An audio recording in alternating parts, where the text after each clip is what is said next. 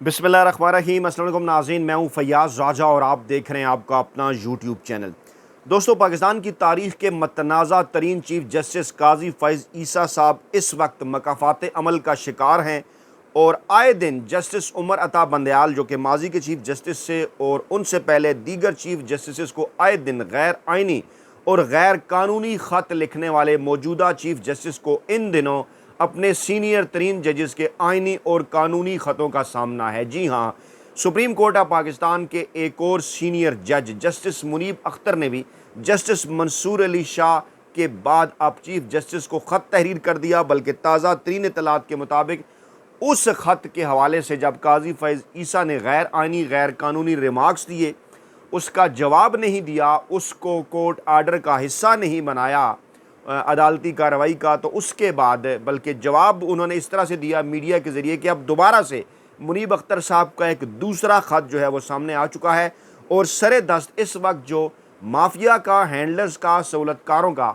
इस चुनतख़ब हुकूमत का और काजी साहब का जो प्रोग्राम था वो शेर अफजल मरवत साहब की ज़ुबान में मुनीब अख्तर साहब के इस डंडे के बाद मुकम्मल तौर पर बढ़ चुका है।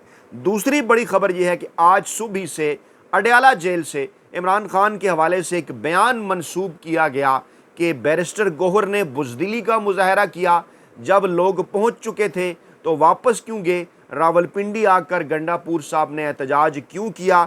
इस हवाले से लोग बात कर रहे हैं, लेकिन शाम गए फिर इस हवाले से शेख वकास अकरम साहब की जानिब से तरदीद आ गई और इमरान खान की जानिब से उनके ट्विटर अकाउंट पर जो बयान जारी किया गया है उसके अंदर इस बात का जिक्र नहीं है। क्या पहले आने वाला इमरान खान का बयान जाली था?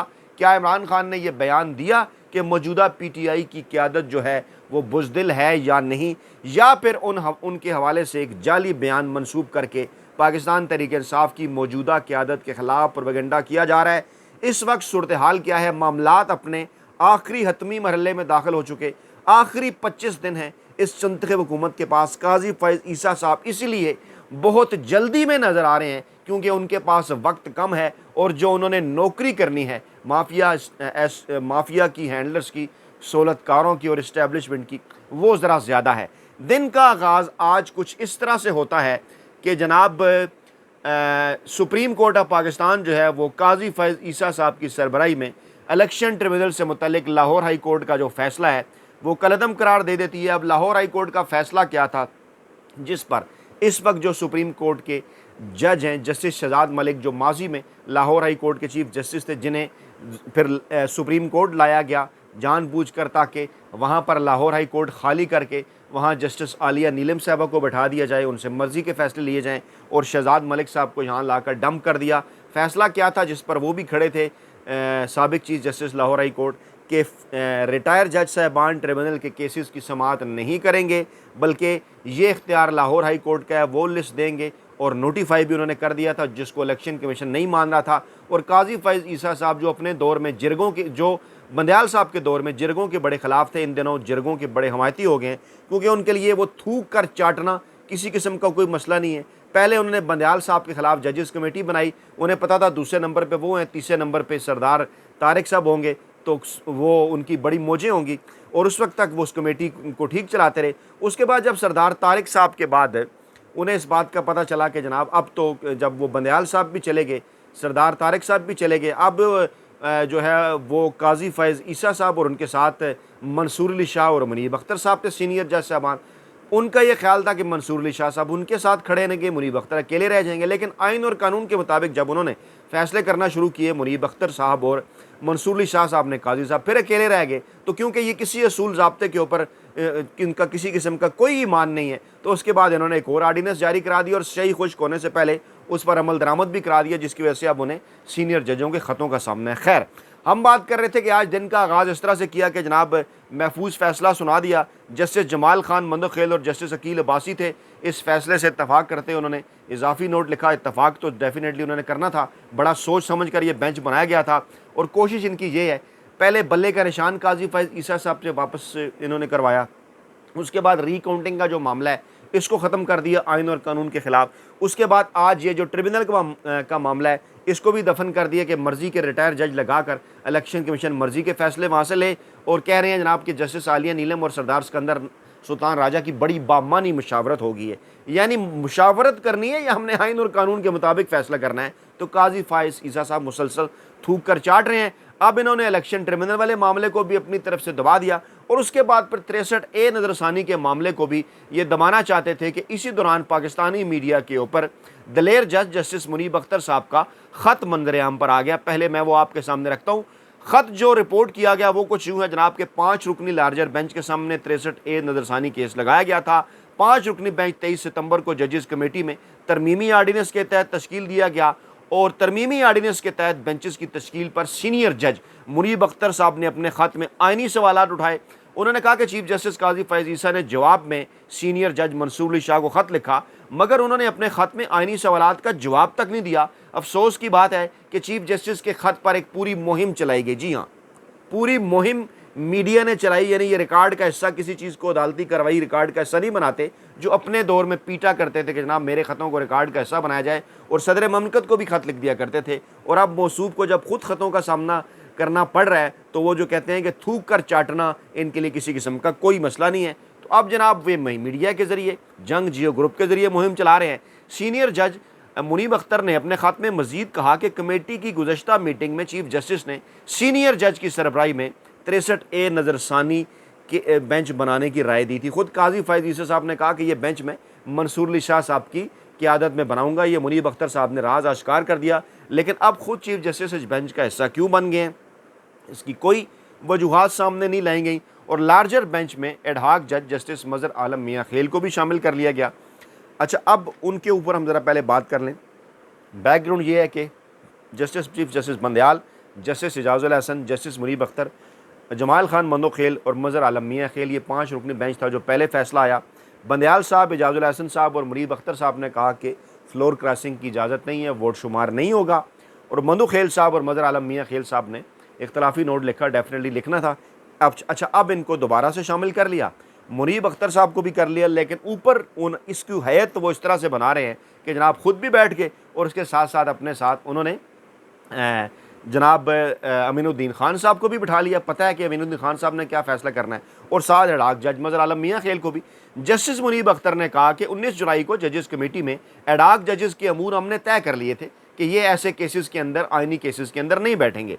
और ये बात दुरुस्त है कि जस्टिस मज़र आलम मियाँ खेल फ़ैसला देने वाले, माजी के फ़ैसला देने वाले बेंच का हिस्सा थे, लेकिन जस्टिस मज़र आलम खेल की इस बेंच में शमूलियत जो है वो आर्टिकल 182 के ख़िलाफ़ है। उन्होंने मज़ीद लिखा कि मौजूदा हालात में 63A नज़रसानी की समात के बेंच में मैं शमूलियत से माजरत करता हूँ। मेरी माजरत को केस सुनने से इनकार ना किया जाए। यानी क्या कह रहे हैं, केस सुनने से इनकार नहीं कर रहा, यानी दोबारा ये बेंच बनाया जाए, मैं सुनूंगा। और वो बेंच किस तरह से बने, 182 आर्टिकल के ख़िलाफ़ ना हो, जजेस कमेटी आइन और कानून के तहत फ़ैसला करे जैसे पहले कर रही थी, ये था मकसद। और मेरे ख़त 63A नज़रसानी केस को फ़ाइल का जो है वो हिस्सा बनाया जाए। और काजी फैज़ ईसा साहब यहाँ से डर गए जब उन्हें इस बात का पता चला, जनाब ये तो फ़ाइल का हिस्सा बनाने की बात कर रहे हैं, और मेरी अदम मौजूदगी का गलत मतलब ना समझा जाए। मुनीब अख्तर साहब ने इस केस की समाअत करने से माजरत की, तो चीफ जस्टिस साहब ने ये रिमार्क्स दे डाले कि जनाब उन्हें तनख्वाह मिलती है, मुकदमात की अदालत काम बंद नहीं कर सकती। तो ज़रा याद तो करें कि काजी फैज़ ईसा साहब ख़ुद क्या करते रहे। उस वक्त तो किसी जगह उन्होंने ये बात नहीं की जब खुद वो उन्होंने कहा फ़ैसलों की तनख्वाह मिलती है और हम अदालत जो है वो काम बंद नहीं कर सकती, और हम दरख्वास्त करेंगे मुनीब अख्तर से कि वो बेंच का हिस्सा बने। कि उन्होंने आज दीगर मुकदमात की समाअत की है, वो टी रूम में भी मौजूद थे। यानी कि वो औरतों की ताने नहीं होते घरों में बैठी हुई कि वो यानी कि मोहल्ले में लड़ती हुई जो ख़वातीन होती हैं कि तुम वहाँ थी, तुम वहाँ थी। कहा जनाब कि एक मरतबा बेंच बन जाए तो कार्रवाई सामने आनी चाहिए, और मुनीब अख्तर साहब अगर कल ना आए तो फिर दूसरे दस्तयाब जज शामिल किए जाएंगे। और फिर कहते हैं पार्लियामेंट के कानून की ये नीयत नहीं है कि आइनी हकूक़ के फ़ैसले ना हो, यानी नीयत आप हमें बताएंगे, पाकिस्तानी अवाम को ये नज़र नहीं आ रहा कि नीयत क्या है। अच्छा, उसके बाद फिर उन्होंने एक अदालती हुक्मनामा भी जारी कर दिया, कोर्ट आर्डर जिसे कहा जाता है। अब सवाल ये पैदा हो रहा है, उसमें जस्टिस मुनीब अख्तर साहब को प्रेजेंट भी इन्होंने लिख दिया कि मौजूद थे। एक तरफ कह रहे हैं वो नहीं बैठे, टी रूम के अंदर थे, दूसरी तरफ उन्हें प्रेजेंट भी करार दे रहे हैं। यहाँ पर कुछ मजीद सवालात उठ गए हैं। क्या कह रहे हैं, ये सीधी सादी एक चवल है। वो कह रहे हैं कि उनकी गैर मौजूदगी में आज को हुक्मनामा जारी कर दिया और साथ ही लिखा कि जस्टिस मुनीब अख्तर भी प्रेजेंट थे, जबकि बेंच में बैठे ही नहीं। और फिर हुक्मनामे में लिखा कि जस्टिस मुनीब अख्तर के सामने आज का हुक्मनामा रखा जाए। यानी गलतियों पर गलतियां, मुकम्मल कन्फ्यूज हैं। ऊपर आप लिख रहे हैं कि हाजिर थे, नीचे लिख रहे हैं कि रजिस्ट्रार उनके सामने हुक्मनामा रखा जाए और उनसे दरख्वास्त करें कि वो बेंच में बैठे। अगर बेंच में ना बैठें तो जजेस कमेटी कल नया बेंच बनाएगी। और ये एक साथ इतनी जो काजी साहब चवले मार रहे हैं ना, इनका मकसद सिर्फ और सिर्फ एक है, वो क्या कि वो इस वक्त बड़े परेशान हैं, वक्त उनके पास कम है। आर्डर ऑफ द कोर्ट जिसे कहा जाएगा, यानी जुडिशल आर्डर, उसमें काजी फैज ईसा साहब समेत जो जजेस हैं वो आर्डर ऑफ द कोर्ट किसको करार देते रहे हैं? कोई असल जुडिशल आर्डर करार देते रहे हैं। अब एक जज की अदम मौजूदगी में उसका नाम दर्ज करने से ये हुक्मनामा कैसे और किस तरह कहलाएगा? और फिर ये भी कह रहे हैं कि जनाब सामने ये उनके हुक्मनामा भी रख दिया जाए। यानी परेशानी है कि हद से बढ़ चुकी है। और वो क्या, क्योंकि जल्दी में है ना, वो कह रहे हैं जनाब रजिस्ट्रार उनसे दरख्वास्त करें और जनाब फिर उसके बाद उन्हें कहें कि वो शामिल हों, और अगर वो शामिल नहीं होते तो फिर जनाब नया बेंच बना देंगे। अब 5 रुकनी बेंच को कैसे 4 रुकनी बेंच में बदला जा सकता है? जो कुछ हुआ वो तमाम नज़ीरों, कवानीन, कवायद से बिल्कुल हट के है, नाकाबिले कबूल है। और जस्टिस मुनीब अख्तर एक और ख़त में ये कह रहे हैं, दूसरे ख़त के अंदर, कि जो कुछ आपने मुझे भेजा वो कानूनी तौर पर अदालती हुक्म नहीं है, इसकी कोई हैसियत नहीं है। ये दूसरा ख़त उनका मंजर आम पर आ गया है। एक और ख़त उन्होंने लिखा है और वाज़े उन्होंने कर दिया है कि काजी फैज़ ईसा साहब, देखें ना, उनकी 2 नंबरी इस वक्त, मुनीब अख्तर साहब बेंच में नहीं बैठे, ना ही कमरा अदालत नंबर 1 में आए, लेकिन काजी साहब ने उन्हें बेंच में हाज़र ज़ाहिर कर दिया। ये एक बहुत बड़ा मिसकंडक्ट है। कुर्सी उनकी खाली, सारी दुनिया ने लिखी, किसने कह दिया, मतलब सारी दुनिया ने देखा, किसने कह दिया कि जनाब आप उन्हें प्रेजेंट लिख दें? और फिर सीनियर वकला भी सवाल उठा रहे हैं कि जस्टिस मुनीब अख्तर की अदम मौजूदगी में ये अदालती हुक्म कैसे कहलाएगा? और माजी में जस्टिस काजी फैज़ ईसा समेत जजेस आर्डर ऑफ द कोर्ट कोई असल जुडिशल आर्डर करार देते रहे हैं। अब अगर एक जज की अदम मौजूदगी में उसका नाम दर्ज कर दिया जाता है तो कैसे, किस तरह से ये हुक्मनामा जो है वो कहलाया जाएगा? इस वक्त शदीद तरीन आइनी बहरान है सुप्रीम कोर्ट ऑफ पाकिस्तान के अंदर। और वजह उसकी क्या है कि काजी फैज़ ईसा साहब जल्दी में हैं। ये जो चुनतखे हुकूमत है ये बड़ी जल्दी में है और चाहते ये हैं कि जल्द अज जल्द जनाब हम कुछ इस किस्म के फ़ैसले कर दें कि उन फैसलों की रोशनी में जो है वो इमरान खान का और पाकिस्तान तहरीक इंसाफ का जो रास्ता है वो रोका जाए। और वो जो मैं बार बार आप कहता हूँ ना कि सुनियाँ हो जान गलियाँ ते विच मिर्ज़ा यार फिरे, यानी काजी फैज़ ईसा साहब को पहले तो कोशिश की जाए कि यहाँ पर उन्हें एक्सटेंशन दे दी जाए। अगर यहाँ पर उन्हें किसी तरीके से एक्सटेंशन नहीं मिल सकती तो फिर उसके बाद ये किया जाए कि उन्हें आइनी कोर्ट का सरबराह बना दिया जाए। और नए आने वाले चीफ जस्टिस जो जस्टिस मंसूर अली शाह साहब हैं, उन्हें जो है वो कहते हैं कि उनके हाथ बांध दिए जाएँ, चाहे जस्टिस मंसूर अली शाह हों, जस्टिस मुनीब अख्तर हों या दीगर आने वाले सीनियर जज जिन्होंने सुप्रीम कोर्ट ऑफ पाकिस्तान का चीफ जस्टिस बनना है। क्योंकि सुप्रीम कोर्ट ऑफ पाकिस्तान का जो मखसूद नशिस्तों के केस का जो फैसला था उसमें अगले 7 बरस तक सुप्रीम कोर्ट ऑफ पाकिस्तान के जो आइंदा के 5 चीफ जस्टिस साहिबान हैं, उन्होंने काजी फैज़ ईसा साहब, मंदोखेल साहब और अमीनुद्दीन खान साहब का वो जो गैर आइनी और गैर कानूनी फ़ैसला है उससे इत्तफाक नहीं किया, बल्कि 13 रुकनी बेंच में 8 जो जजेस हैं, जिनमें से 5 मुस्तकबिल के चीफ जस्टिस हैं, वो तमाम के तमाम ये बात कर रहे हैं कि ये नशिस्तें पाकिस्तान तहरीक इंसाफ का हक़ हैं, ये नशिस्तें पाकिस्तान तहरीक इंसाफ को मिलनी चाहिए। लेकिन क्योंकि काजी फैज़ ईसा साहब को, काजी फैज़ ईसा साहब के असल हैंडलर्स को, काजी फैज़ ईसा साहब की इस चुनतखे हुकूमत को, काजी फैज़ ईसा साहब के असल मास्टर्स को, पाकिस्तानी इस्टेब्लिशमेंट को, मौजूदा अदलिया में मौजूद शरीफाना सरमाकारी को, माफिया को, हैंडलर्स को, सहूलतकारों को, नवाज शरीफ को, शहबाज शरीफ को ये बात सूट नहीं करती, हाफिज़ साहब को, काजी साहब को ये बात सूट नहीं करती कि जनाब ये नशिस्तें पाकिस्तान तहरीक इंसाफ को मिल जाएँ। इसीलिए तो अब ये कहा जा रहा है काजी फैज़ ईसा साहब के अपने फेवरेट यूट्यूबर की जानिब से कि पहले तो बल्ले का निशान ले लिया, उसके बाद फिर रिकाउंटिंग का मामला दफन कर दिया, उसके बाद फिर आप इलेक्शन ट्रिब्यूनल का मामला भी दफन कर रहे हैं और अब 63A के अंदर आप ये कोशिश कर रहे हैं कि पाकिस्तान के, वो तो छोड़ें, पाकिस्तान तहरीक इंसाफ को नशिस्तें मिलने के हवाले से फ़ैसले पर आप अमल दरामद नहीं होने दे रहे। 2 जजेस आप आपके जो है मिसकंडक्ट उसमें कर देते हैं और कहते हैं इसके ऊपर अमल न करें।